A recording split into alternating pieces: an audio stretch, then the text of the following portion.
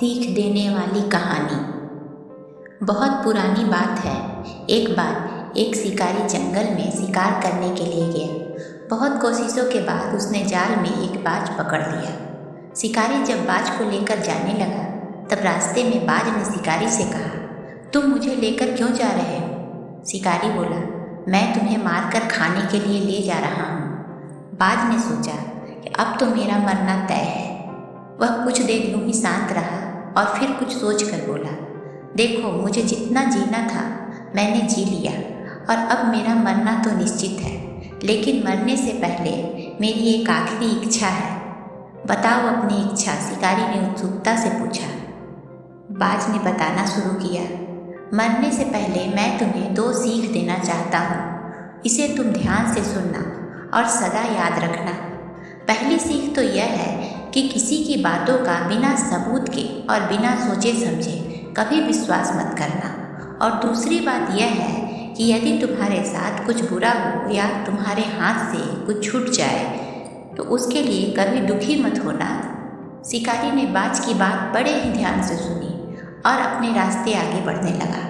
कुछ समय बाद बाज ने शिकारी से कहा, शिकारी, एक बात बताओ, अगर मैं तुम्हें कुछ ऐसा दे दूँ जिससे तुम रातों रात अमीर बन जाओ तो क्या तुम मुझे आज़ाद कर दोगे? शिकारी फौरन रुका और बोला, क्या है वो चीज़, जल्दी बताओ। बाज बोला, दरअसल बहुत पहले मुझे राजमहल के करीब एक हीरा मिला था जिसे उठाकर मैंने एक गुप्त स्थान पर रख दिया है। अगर आज मैं मर जाऊंगा तो वो हीरा ऐसे ही बेकार चला जाएगा। इसलिए मैंने सोचा कि अगर तुम उसके बदले मुझे छोड़ दो, मेरी जान भी बच जाएगी और तुम्हारी गरीबी भी हमेशा के लिए मिट जाएगी। यह सुनते ही शिकारी ने बिना कुछ सोचे समझे बाज को आज़ाद कर दिया और वो हीरा लाने को कहा।